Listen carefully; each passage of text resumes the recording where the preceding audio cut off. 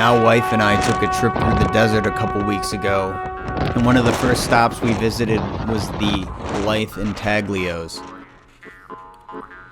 They're these large figures out in the middle of the desert that were put there somewhere between 450 to 2,000 years ago. The drive out there was pretty desolate, but once you get there, there's a little parking area, and it's pretty easy to get to.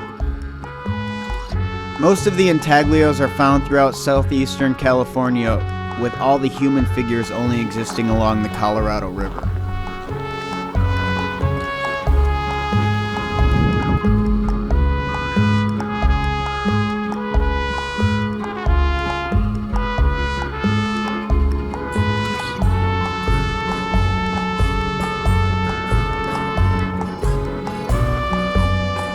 George Palmer, a pilot flying from Las Vegas to Blythe in 1932, rediscovered the intaglios from the air. After National Geographic posted an article about them in 1952, people started visiting the site, which led to some destruction of the area.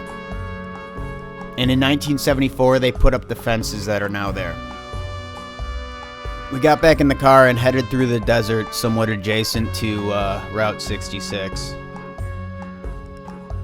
Along the way, we ran into a couple abandoned houses, and I had to stop and take a look really quick. Nothing too interesting, just a pretty blown out old house and some graffiti.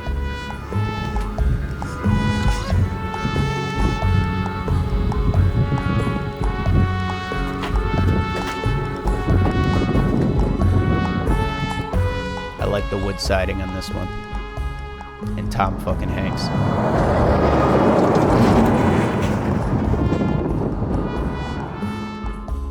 Not too far down the road, we actually ran into another landmark that we wanted to see.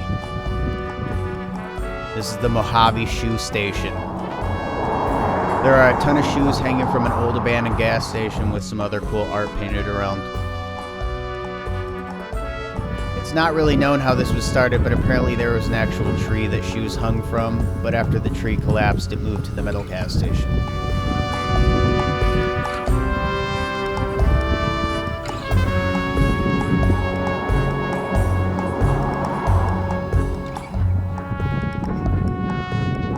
And then after this, we moved on.